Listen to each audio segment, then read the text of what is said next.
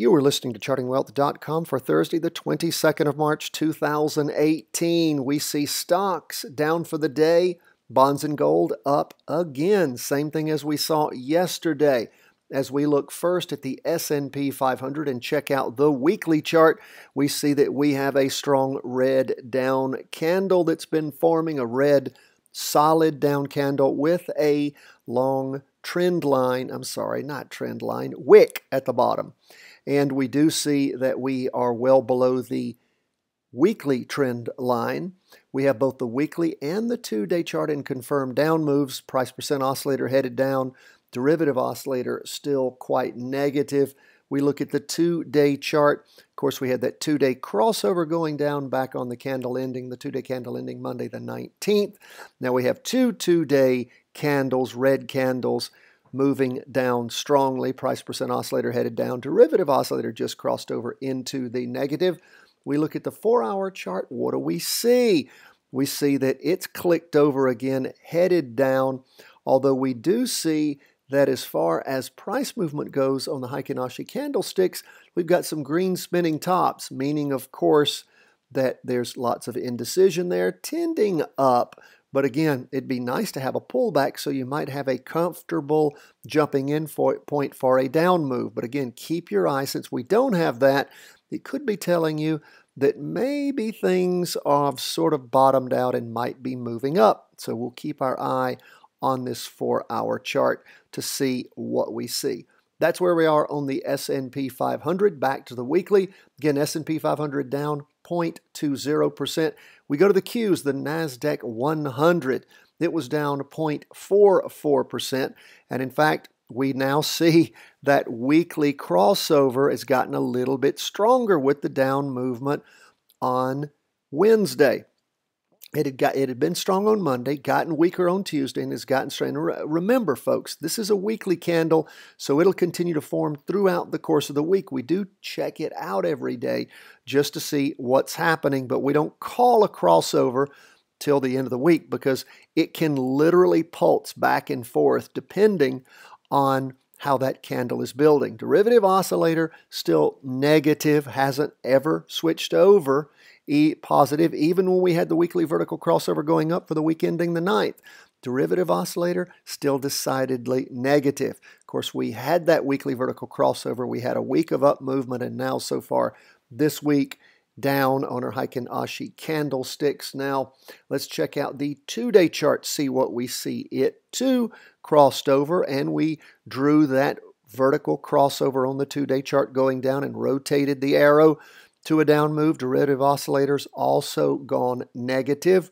And of course, price movement has switched over. And we will need to redraw that two-day trend line. And again, we like to redraw trend lines as they move forward. I don't like to backtrack. I like to start a trend line from where the new trend starts, and we'll just sort of see how that develops. Let's look at the 4-hour chart, see what we see. Things, again, like the S&P 500, are they flattening out for an up move, or are they just catching their breath to drop off the chart again? We do see that the price percent oscillator has headed over down. Derivative oscillator still in the negative, but losing downward energy. So again, keep your eye on the prize. Try to figure out what's going on there, but let the charts lead you. Let the charts lead you. Weekly chart may very well be crossing back over, going down as the market shudders. We'll just continue to watch and see what we see. Again, just note price movement so far is down below the weekly trend line. That's important always. Whenever you're dealing with larger charts, they carry, of course, more weight. Okay, back to the weekly and on to bonds, up 0.11%. And of course, remember, we're still in a confirmed down move on the bonds. We still aren't super close to a crossing over going up. Bonds look like they may be bottoming out. Again, we're going into the 4th week of that possibility. Derivative oscillator is still negative. Price percent oscillator still negative. So we'll keep our eye on that. What do we see on the two-day chart? Well, of course, it crossed over going up back on the 5th of March. And then, sideways for a few days, up for 4 days, and then down actually is closed below the 2-day up trend line. So again, got some pullback occurring there. We'll just sort of continue to watch things. That's the 2-day chart. And of course, the 4-hour chart, some decidedly down movement in the morning, followed by up movement in the afternoon. Price percent oscillator still negative, derivative oscillator still negative. So we'll just continue to watch. We don't have a trade on TLT right now, and until we have the weekly and the 2-day moving in the same direction, and of course, a weekly vertical crossover should precede that. In fact, we've got the 2-day going up. We got to wait for that weekly to cross over before we have any jumping in point at this time. That's where we are on 20-year bonds. Lastly, we'll look at gold. Gold up 1.72% for the day. Now remember, we had gold crossover going down on our weekly vertical crossover on the week ending the 16th. So far this week, we have a green doji, which means lots of indecision. We still have the tending up just barely. I mean, a doji just means lots of indecision, period. Derivative oscillator still negative, gained some downward momentum. Price percent oscillator heading up toward the red signal line. We'll see how the week continues to play out on Thursday and Friday. That 2-day chart, we've had up movement piercing on the latest 2-day candle, the down trend line on the 2-day chart, still negative on the 2-day chart, but again, an up candle with a big wick on top, a green open box candle. And again, derivative oscillator still negative, but losing that downward momentum. Price percent oscillator moving up.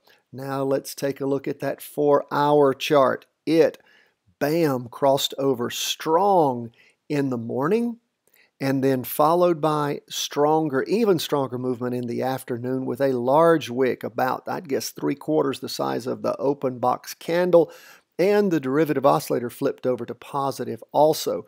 So lots of strong movement after trending sideways for a while. And again, with that kind of pullback in movement, again, it makes the 4-hour chart not a total trading chart for us, still real shaky and hard to rely on. So we'll continue to keep our eye on gold and just see how this shapes up after that weekly vertical crossover going up there at the end of the prior week.